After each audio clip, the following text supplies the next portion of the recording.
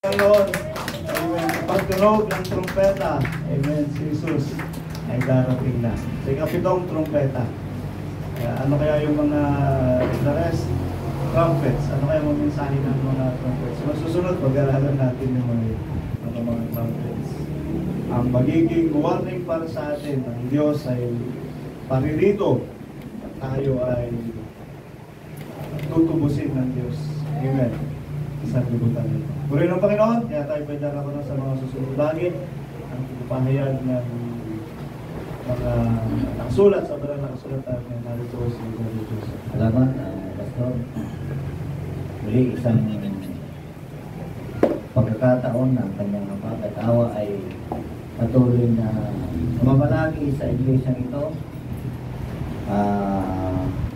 Isang pagkakataon na karangalan muli na magbasa kapagkat ang pagbabasa, ang pagsasaliksik na dito nakasalalay ang ating kaligtasan, mga kapatid. Kunting patotoo, tumawag ako kay Sister Jilly, nasa Manila siya ngayon. Sister Jilly, dahil nga inopera yung mister niya dahil na-aksidente ng mga nakaraang linggo ba yun, nakaraang linggo sa bike, magpo-bike sila. Siyempre sa bike hindi rin talaga may mga pagkakataon na dito sa bandang ito. Yung unang findings sa Nazareth dislocate yung parang ganito kasi nakadugtong yan, gikuha nito yung findings sa Nazareth, pero hindi pala ganun ka simple, may crack pala, kaya nilagyan ng bakal yung kamay. Nandun po siya, kaya si Sister Jilly kasi lagi ang paniwala niya talaga na malaki ang magagawa ng panalangin. Kaya nung nag-usap kami kagabi, tapos naman na yung impression. Hindi ko lang nagpapakuan, hindi ko lang po kailan ang uwi nila. Sabi niya, pakisabi diyan sa church na ipag-pray na yung sa pagpapagaling niya, sa mabilisang paggaling niya, mga kapatid. Kaya yun po, ipanalangin natin si Brother Rinaldo Navarro. Tama ba? Junior? Junior, tama ba Rinaldo? Si Junior yan eh, senior yung papa niya eh. Andyan yung junior niya. Oo, totoo. Maraming pagkakataon, maraming beses na rin na aksidente. Ito yung pinaka medyo malala. Kasi matagal naman na siyang nagbabike, mga kapatid. Kaya, hopefully na soon, maka-uwi sila kaagad. Praise God. Kasi, low negosyo si Sardin. Doon siya, mga kapatid. Ganun sa mga negosyante, pag wala sa isang linggo na hindi, wala talaga, medyo sayang sa kanila. Pero ganun pa man ay ang kabutihan ng Diyos. Sabi naman niya sa akin, hindi ko naman tinatanong, libre naman lahat, sabi niya. Wala daw binayaran. Sabi ko, mabuti naman. Kasi sundalo siya eh. So sa sundalo din hospital, mayroon yatang sa kanila, mayroon silang sariling mga hospital. Kaya libre lahat sa kanila, mga kapatid, pati yun ang mga nag-opera, lahat libre, mga kapatid. Kaya puri ng Panginoon, doon pa lang ay ang pag-iingat at patnubay ng Diyos sa kanya, mga kapatid, ay nandoon. Praise God. Kaya puri ng Panginoon. Ako po ay konting lang, magbabasa lang, mga kapatid. Sa mga sulat ni Apostol Pablo, 1 Thessalonians chapter 5, verse 4.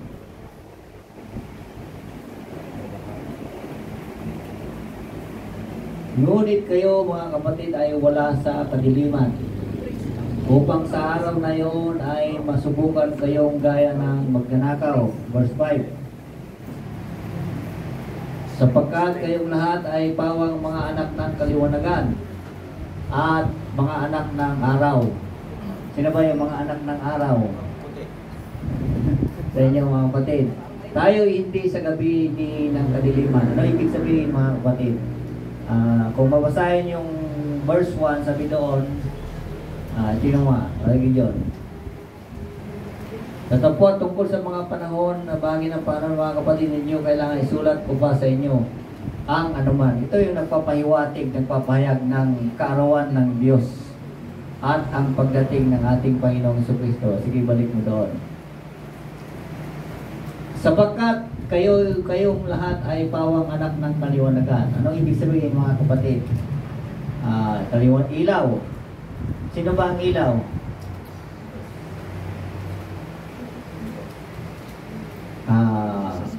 Ano bang pagkaalam nyo sa ilaw, mga kapatid? Jesus Christ. Ano ba ang kaliwanagan? Ang pagkaalam natin. Sa lumang tipan, may ilaw din na sa kanila barangay nila. Di ba? Basta, gumagamit ng Diyos ng yan, yung mga ilaw dyan, mga bituin, ng mga guide nila. Pero mostly dyan, tinig. So, ibig sabihin, sa pamagitan ng mga yun, ay may mga guide sila, mga kapatid. So, dito, lahat naman tayo, mga kapatid, ay wala na sa kadiliman.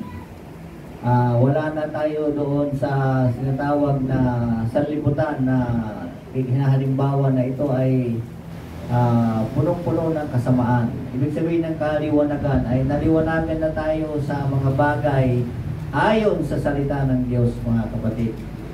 Na dito sabi niya,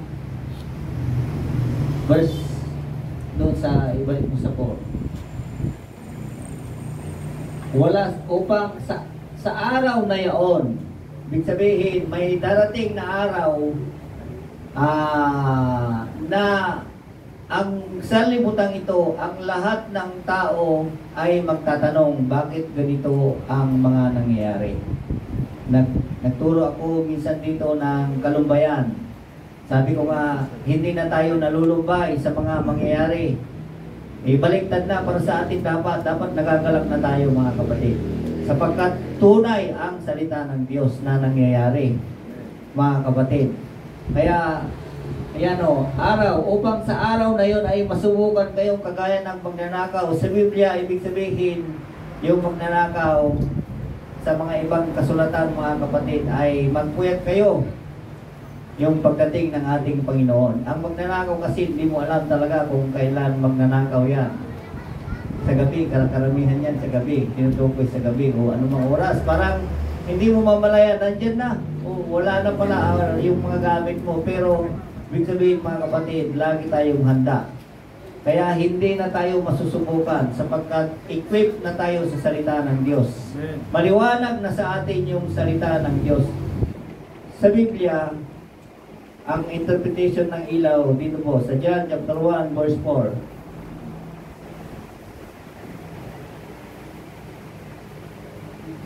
Yan, nasa kanya ang buhay at ang buhay siyang ilaw ng mga tao. Sino ito? Verse, ibaba mo.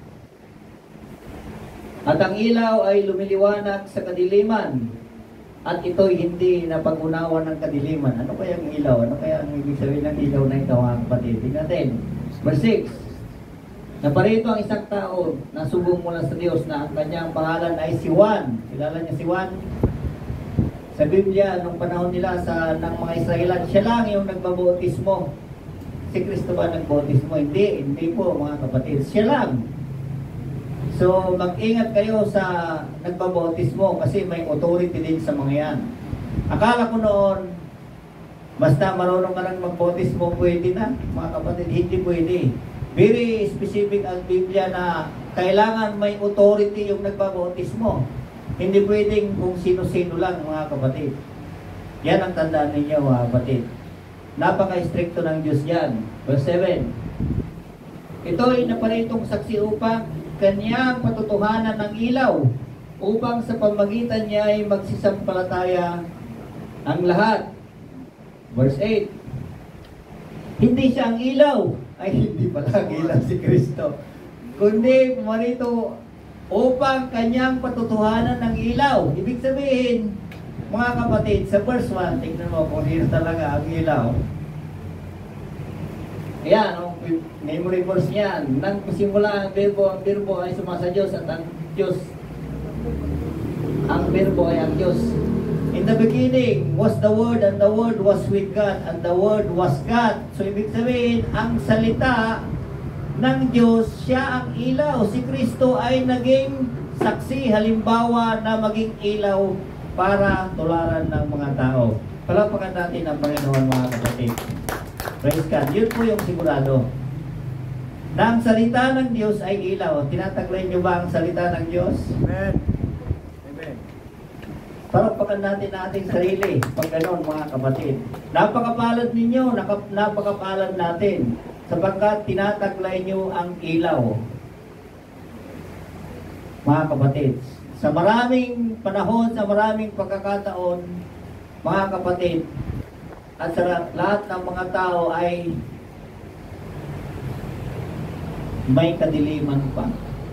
Dito pa lang kay Kristo at sa Ama, medyo madilim pa sa kanila yan, mga kapatid. Hindi pa nila alam. Hindi nila mapag-isa yan, mga kapatid.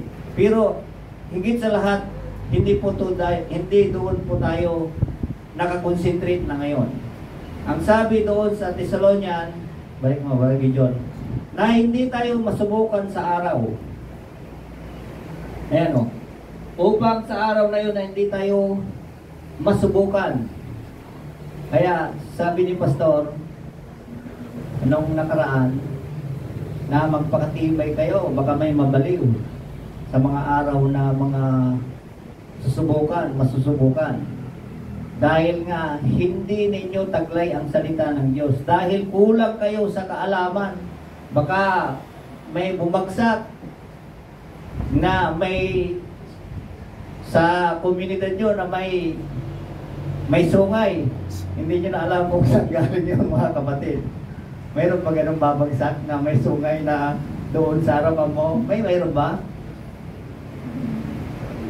Pag ganun ang bumagsak, ay hindi sa Diyos yun. Alam mo na kaagad. Hindi sa Diyos yun. Delikado yun, mga kapatid. Pag may nagsabi doon, ay nandoon si Kristo, may pakpak, napakagandang lalaki, ay mga kapatid, huwag kang magpamaniwala. Doon, nagbibigay ng rasyon, ang dami, sobra-sobra, pati pera. Huwag kayong masubukan, mga kapatid. Alam nyo ang ilaw at liwanag. Kaya yan, mga kapatid, ang salita ng Diyos. Sinong ilaw? Ang salita ng Diyos. Na si Kristo ay ipinakita niya kung paano, speakingly mga kapatid, kung paano maging mabuting lingkod ng Diyos. Ito yung usapan doon, mga kapatid, sa sidar. Kung paano tayo maging pinakamagaling na lingkod ng Diyos, sapagkat sa unang mga panahon, hindi nila nagawa. Pasaway silang lahat, mga kapatid, ang Israel. Bakit? Hindi mo rin sila masisi. Bakit? Tinig lang. Sinasabi lang sa kanila, yung tao, wala akong bilib sa taong yan. Sasabihin pa ng mga iba doon, yan, si Juan, ay, wala yan. Hindi kagaya natin, mga kapatid. Tama yung pag-aaral natin. Hindi na kailangan yung espiritu na magsasalita sa atin. Hindi na kailangan yung mga pangitain ng panaginip. Sapat na ang salita ng Diyos para basahin natin na maniwala tayo at ito ang ating tataglayin na mga pangako ng Diyos, mga kapatid. Sapat na po yun. Kaya wala na sa atin yung mga nagtatalita dito na mga espiritu. Si brother, ganito, ikaw, masama ka. Dapat gusto nyo marinig yun, magsimba ka araw-araw o tuwing linggo. May mga ganon yata dito, mga tiko na abutan, mga kapatid. Pero yan, kahit tayo na po ay wala na sa kadiliman. At anong patunay na wala na kayo sa kadiliman? Mga kapatid, paalala po, mga kapatid, paalala. Alam nyo ba yung parabulo ng damo at saka palay? Noon, hindi ko pa maunawaan yan, mga kapatid. Na sabay na tumutubo yan. Sabay na tumutubo po yan. Noon, hindi ko talaga maunawaan yon. Akala ko sa damo, outsider. Totoo po yun. Ang palay lang, ang trigo lang, siya yung mananampalataya. Hindi pala. Ngayon, sa akin lang ito, mga kapatid. Hindi ko alam kung anong pangunawan nyo. Yung palang damo at trigo na kasabay doon sa bukid, parang ayaw kong sabihin na yung damo ay kasama sa nandoon din na nakikinig, nandoon din na inalagaan, nandoon din na inisprihan, nandoon din na inaabunuhan. Ang nakakalungkot, mga kapatid, ito na sa pag-ani. Dahil nanatili siyang damo, ibubukod siya ng Diyos. Ang pipiliin lang yung trigo. Napakalungkot, mga kapatid. Kaya sabi ni Apostol Pablo, siyasatin ninyo.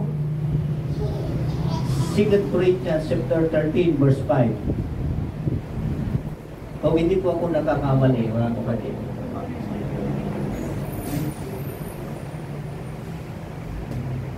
Siyasatin ninyo yung sarili kung kayo ay nasa pananampalataya, subukin ninyo ang iyong sarili. Hindi ba ninyo nalaman ang ganang inyong sarili na si Jesu Kristo ay nasa inyo? Maliban na kayo kung kayo ay tinakwil na. Hindi kaya yung mga damong ito doon sa parabolong yon, yung ba yung itatakwil, ilalagay sa kaliwa? Mga kapatid, mananampalataya po yun para sa akin. Sabay-sabay silang inaalagaan, sabay-sabay silang inaisprehan, inabunuan. Pero nanatili silang damo. Nakakatakot po yun, mga kapatid. Nakakatakot. Para sa akin po yun, hindi ko alam yung pangunawa ninyo. Yung damo nakasabay na nandoon ng mga trigo, hindi po yun outsider. Mananampalata po yun, mga kapatid. Bakit? Pag-aralan nyo, mga kapatid, pag-aralan ninyo. Ephesians chapter 4 verse 21.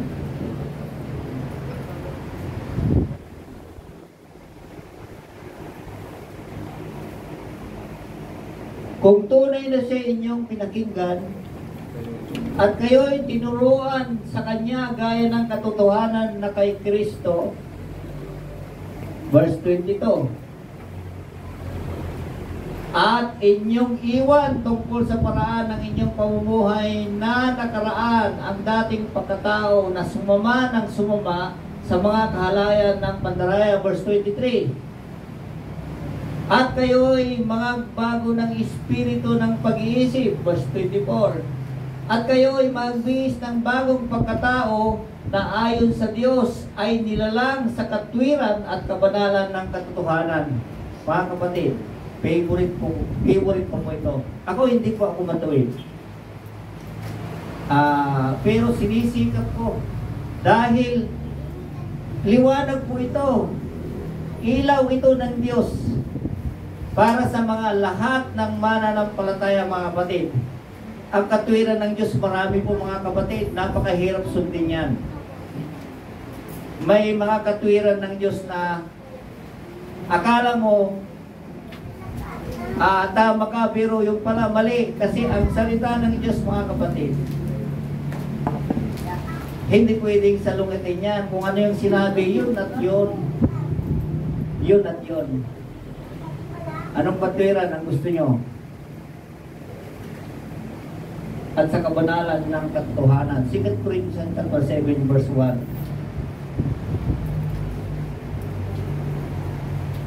Si Pablo, napakatapang niya, mga kapatid.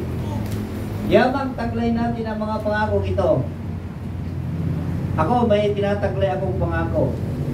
Sana mayroon din tayong lahat, mga kapatid. Mga, hindi lang isa. Marami yan. Kung tinataglay nyo ang pangako, hindi lang dapat pangako, pati mga katwiran, lahat yan. Mga minamahal, ay magsipaglinis tayo lahat ng karumihan ng laman at espiritu, napakasakdali ng kabanalan sa takot sa Diyos. Minsan sinabi ko dito na gusto ko nang tumira doon.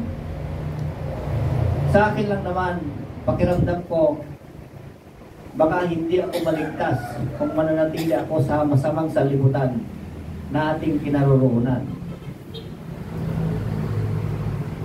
Dahil kahit na tunay yung liwanag na dumating sa atin, marami talagang kampon. Totoo po yan, mga kapatid. Dito ko lang naunawaan na walang dungis dapat nadadagdag ng Diyos sa pagdating niya. Ang isang mananampalataya, dito ko lang naunawaan. Kaya nagalak ako, mga kapatid. Totoo pala yung isang dako na lilinisin ng Diyos at magiging walang dungis po tayo doon. Bakit? Dahil siya ang magliligtas. Siya ang magliligtas. Ang gagawin lang natin, mga kapatid, ay tanggapin natin at tunay talaga yung pag-asa at pananampalataya natin. Yung liwanag na dumating sa bawat isa sa atin. Anong liwanag? At sino ang liwanag, saksi ng liwanag? Si Kristo, na ang katwiran ay punong-puno ng katwiran. Gusto kong may narinig ako na mga politiko, sino bang idol mo pagdating sa pinakamaterial at pinakamagaling na tao sa mundong ito? Ang galing ng sagot, sabi niya si Jesucristo. Kasi kung pipiliin niya tao rin, baka sasabihin ng reporter, yung tao ang titignan niya yung pagkakamali. Hindi mo ba alam na yung ina-idol mong tao ay ganito rin ang ginawa niya, nagkamali rin? Kaya tama yung sagot niya, si Kristo. Kayo, sinong tatanungin ko din kayo, sinong idol nyo? Dahil si Kristo lang ang nagtagumpay na totoong sumunod sa salita ng Diyos. Naabag ang Diyos sa atin. Dahil nga hindi tayo perfect, pero sa ngayon, pero salamat sa Diyos at may isang dako na ang liwanag na gusto kong maabot, mangyari. Pinag-aaralan natin, may mga darating na ganito, may darating na ganito. Alam ko na yan, maliwanag na sa akin yan. Alam ko na yan, maliwanag na sa akin yan, sandali lang yan. Hindi magtatagal, matatapos po yan. Ganun po dapat tayo, mga kapatid, na ang liwanag na nasa atin, ang salita ng Diyos ay pagyamanin natin.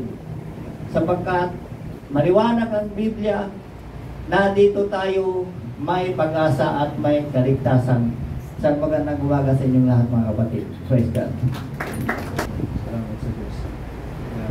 Ilaw, tayo ay nananahan sa liwanag. Amen. At sinabi nga ng Biblia, tayo ay anak ng araw. At tayo ay we have been born again through the Word of God. Pinanganak tayo muli sa pamamagitan ng salita ng Diyos, at ang salita ng Diyos ang siyang ilaw. Amen. That has been manifested through Jesus Christ. Na sinampalatayanan natin. Kaya tayo ngayon ay nananahan sa liwanag. Kaya ipamuhay natin ang salita ng Diyos, ipamuhay natin ang mga bagay na pinangaral ni Kristo. Jesus Christ has set as an example ang kanyang salita, ang kanyang pangaral, ang kanyang pagtuturo, maging sa kanyang mga gawa. Siya ang pinaka magandang halimbawa sa ating ng mananampalataya upang ating tularan. At kung maging gayon ang ating mga gawa, tayo ay nananahan sa liwanag. Amen? Tayo nananahan sa liwanag. At ang napakaganda nga niyan na siya ang naging halimbawa sa atin na kung maipamuhay natin ang kanyang mga salita ay ibibilang niya tayo. Amen. Ibibilang niya tayo sa kanyang mga anak. Sa kanyang mga anak, o sa kanyang mga pinili, sa kanyang mga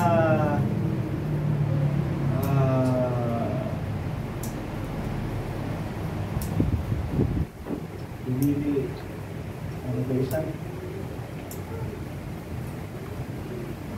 Pinahiran. Amen? Pinahiran ng tawag. Hiniran. Sa kanyang mga hiniran.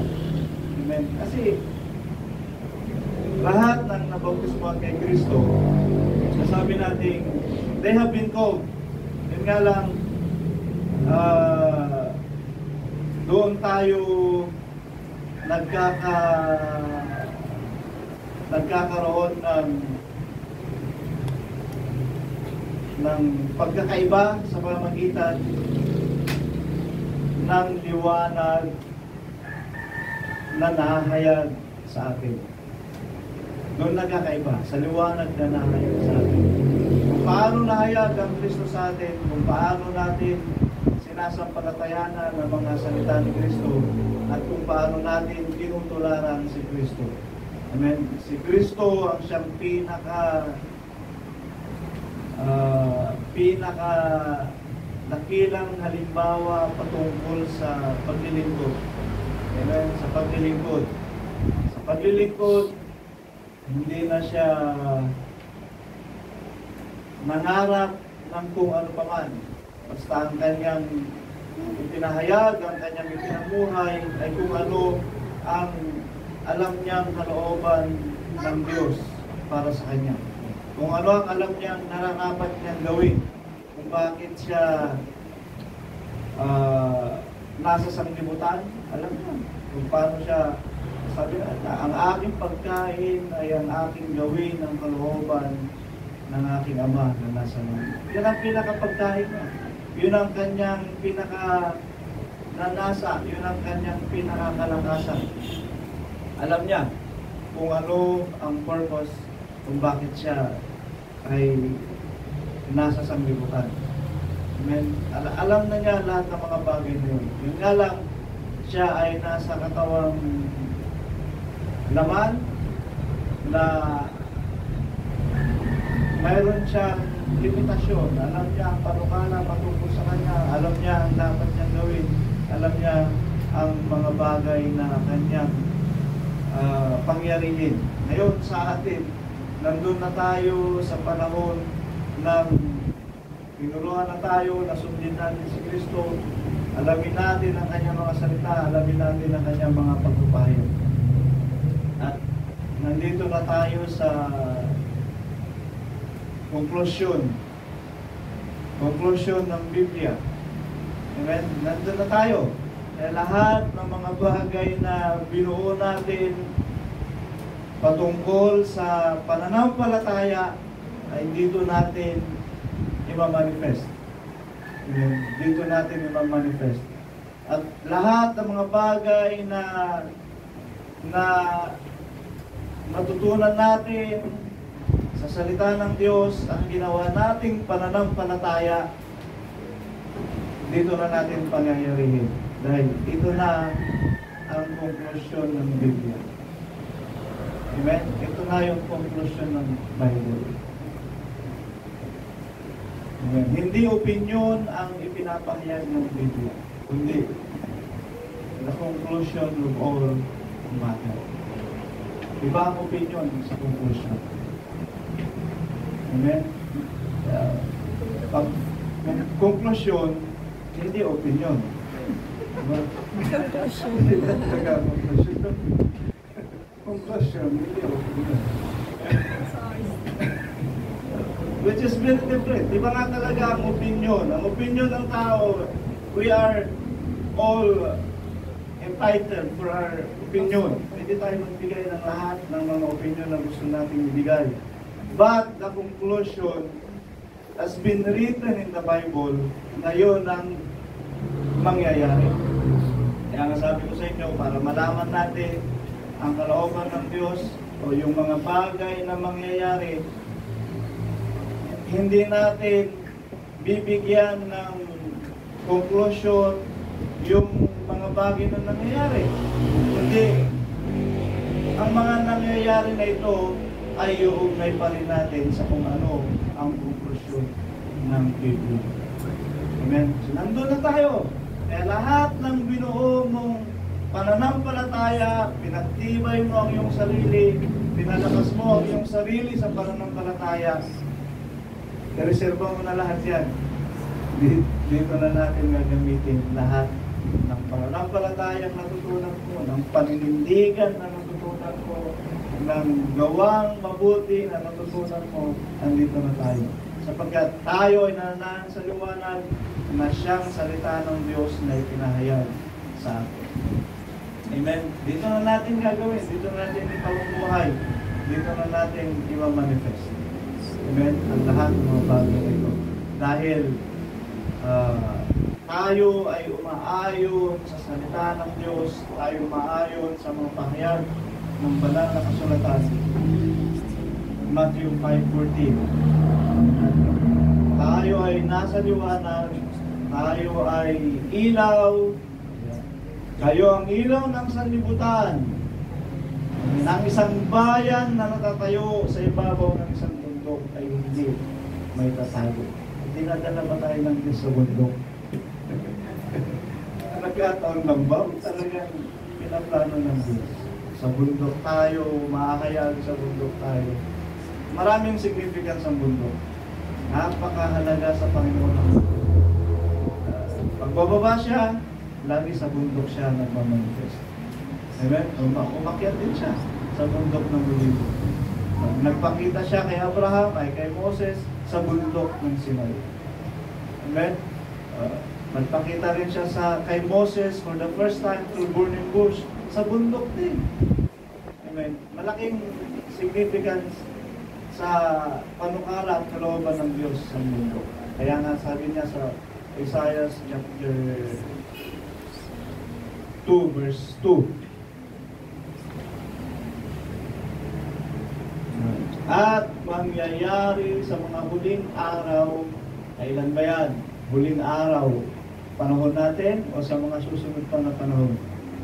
Kailan ba ang huling araw? Kung sa panahon natin, sigurado hindi sa mga Israelitas. Pero sinabi niya ito. Amen? Matatatag na ang bundok ng bahay ng Panginoon ay matatatag sa taluktok ng mga bundok. Gustong-gusto ng Diyos pagpahayagan ng bundok.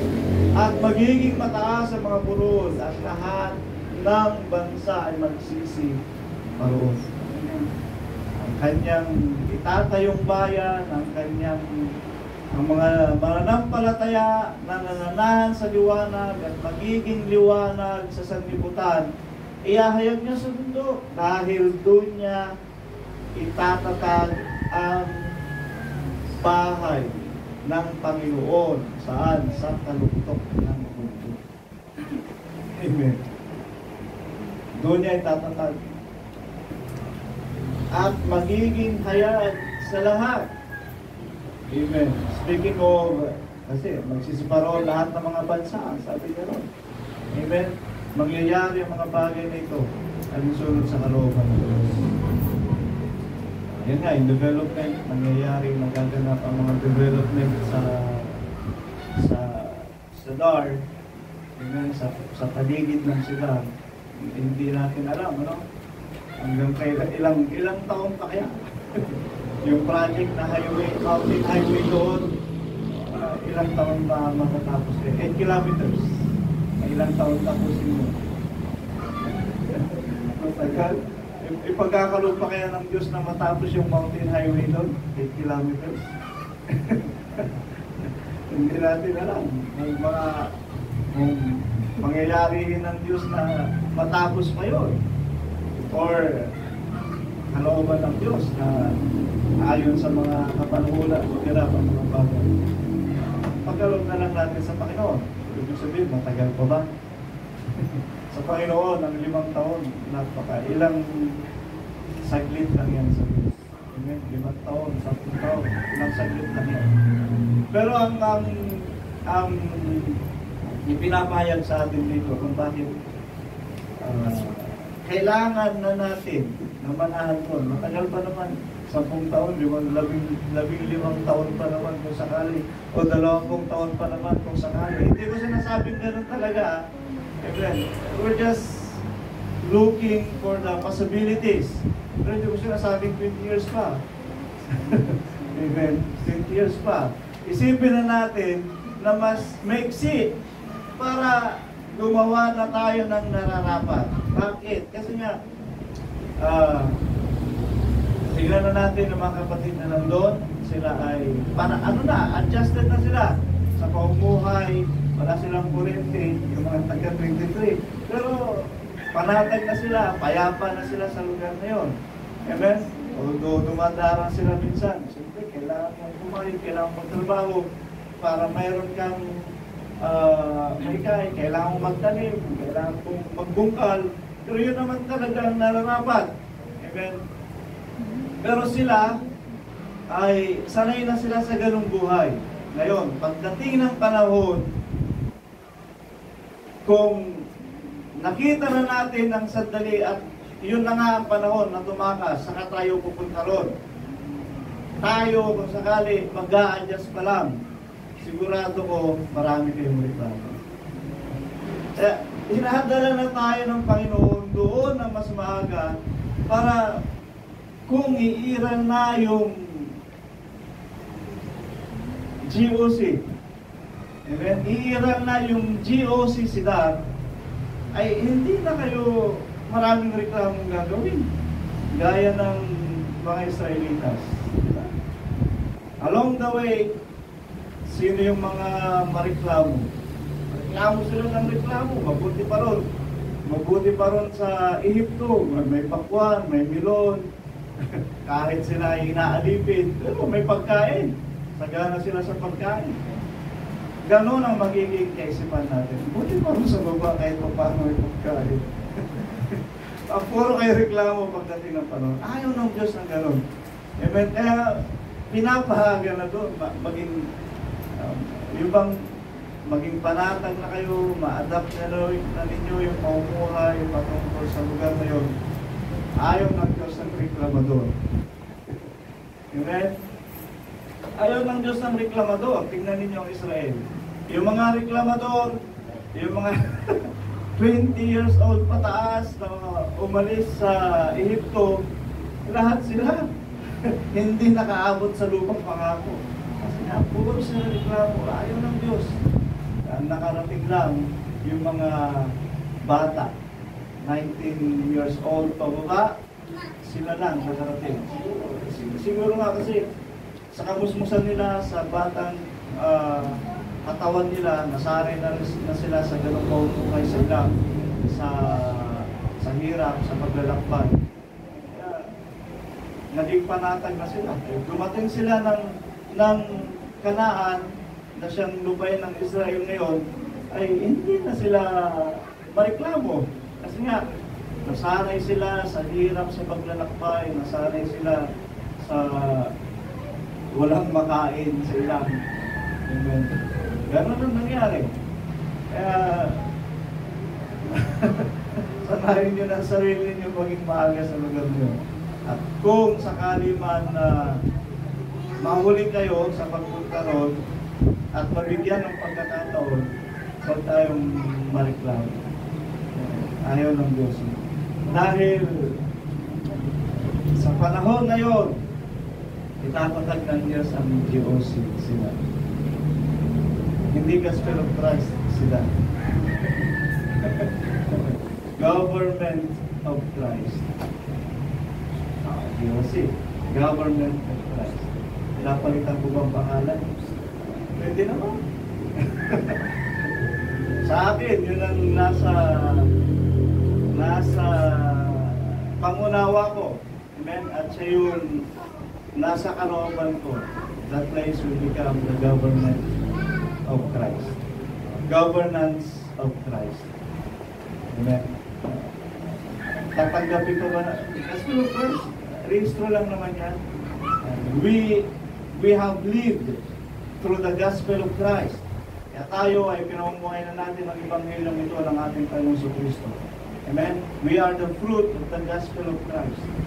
Hindi natin may iaalis yan. At tayo ay bunga ng mga pagpapagal ng ating mga magulang sa pananampalataya. And that is the gospel of Christ.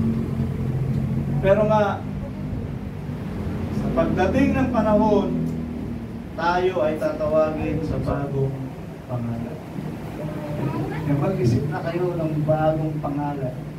Sabi ko, Juicy, Government of Christ. Pwede naman, isipin, iniisip ko lang naman. Amen. Pero tatawagin tayo sa bagong pangalan. Pangalan ng Panginoon. Kaisipan na ng Panginoon kung paano niya babaguhin ang ating mga pangalan. Ngayon, kung ayaw niyo pangalan niyo, mag-isip kayo ng bagong pangalan niyo. Kaya kung gusto niyo naman, i-petition niyo sa Diyos, manatili yung pangalan niyo.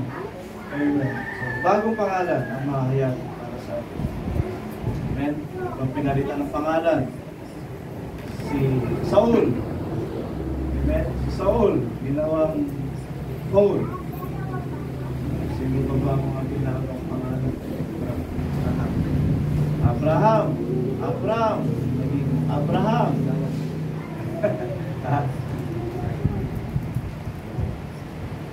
Solomon. Ay Salomon. Naging Solomon. Nasa Diyos ang pagpapahayag ng lahat ng mga bagay nito. Maging ang lugar na yan. Amen? Dating, ano bang lugar yun? Tibag. Dating Tibag. Pinalitan. Kalooban ba ng Diyos yun? Kung nagaganap ba sa atin ang salita ng Diyos? Nagaganap. Pinalitan na ng Diyos through His servant. Sa pamagitan ng kanyang mga lingkod, pinalitan ng Diyos ang pangalan ng lugar na yun. Ayaw ng Diyos sa Tibag? Kasi Tibagin pa. Hindi, matatag yan. Magiging firm ang lugar na yan. Gawin natin sila. Diba? Kalooban ba ng Diyos? Tatawagin kayo sa bagong pangalan. Yan ang kalooban ng Panginoon. So, ginagawa lang ng Diyos kung ano ang minagaling ayon sa kanyang salita. Ginagawa ng Diyos ang mga bagay na ito. Kaya, puri ng Panginoon. Kung natin nakikita kung paano tayo itinatatag ng Diyos ayon sa kanyang mga salita. We do live by the Word of God at magpatuloy nawa ang pananampalataya, ang liwanag sa atin na kung paano natin ipinamuhay ang salita ng Diyos. Amen? Alam ko naman, naninindigan tayo sa ating pananampalataya, mamatay, mabuhay. Amen? Sa Panginoon tayo. Anong gusto niyo? Mamatay o mabuhay? Ayaw niyo namang mamatay, di ba? Mabuhay. Hindi sa mabuhay tayo. Mabuhay kayo. Amen. Pero sa atin naman, kung may pagkakataon, gawin natin ang nararapat para tayo ay makapasok sa government of Christ na buhay. Amen. Pero kung hinihingi ng panahon ang buhay ninyo para sa gawain, doon natin masasabing mamatay na buhay. Amen? Dahil doon tayo itinalaga. Amen?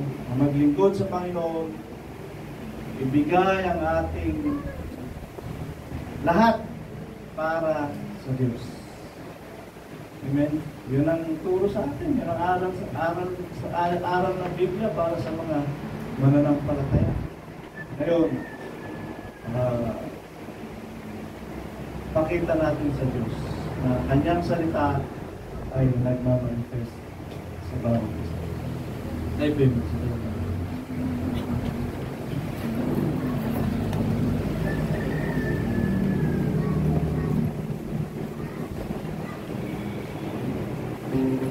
I have found and found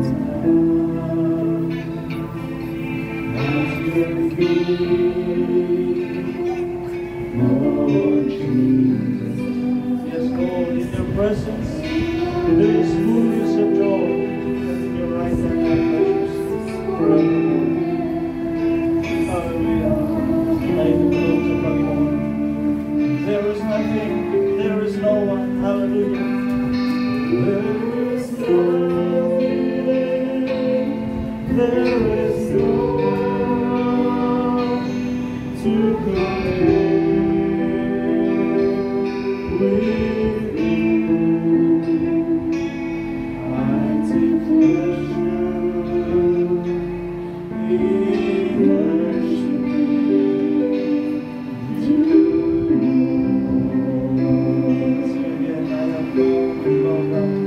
Panginoon, salamat sa iyo sa araw na ito. Binigyan mo kami ng mga pagkakataon upang muli humarap sa iyo na may pagpasalamat. Iatong namin ang aming mga sarili sa papuri at pagsamba, sa pagdakila sa ating mga gawa.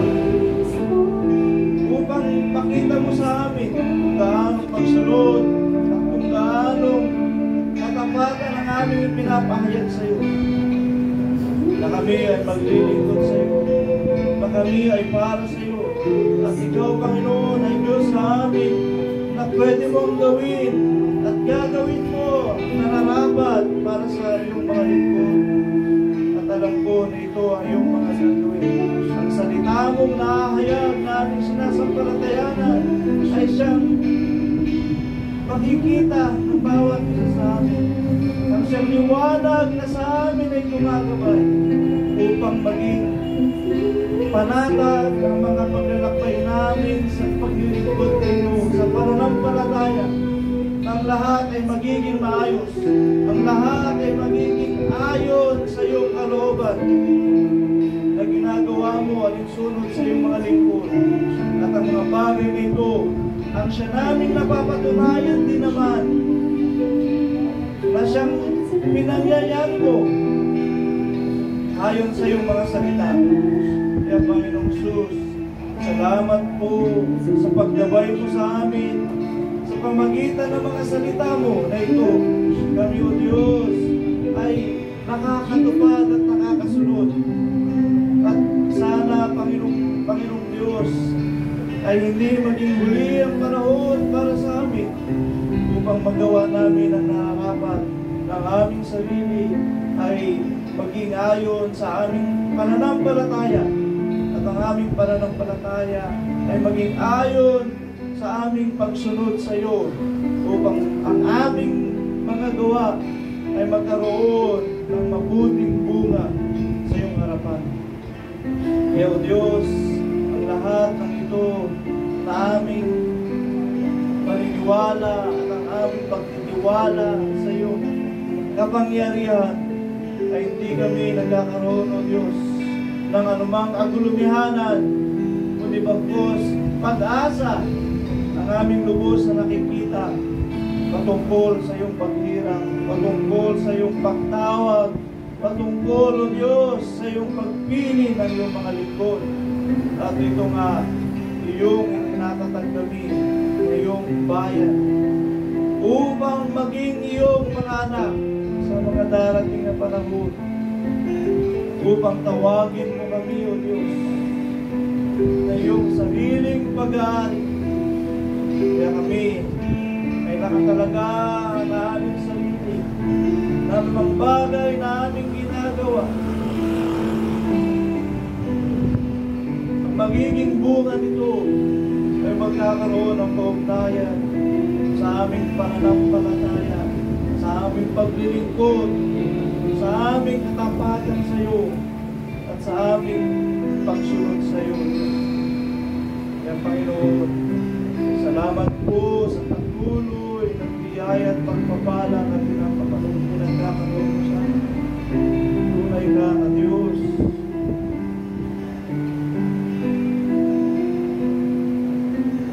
Tumidinig ng aming mga karaihan. Pinakikita mo, Diyos. Nakikita mo ang aming mga kalagayan. At ikaw ay tumutugon na nagsunod sa iyo. Kapay tulutan at ng iyong kapangyarihan. Kaya Panginoong Jesus, salamat po sa lahat. At muli, Panginoon, dalangin namin kung hindi man kalabisan. Dahil ang magiging resulta din naman ng mga bagay na ito. Mga kapatid na ito, O Diyos, ay makikinabang din naman. Pagkaloob mo nawapan ang daluya ng pagpapala.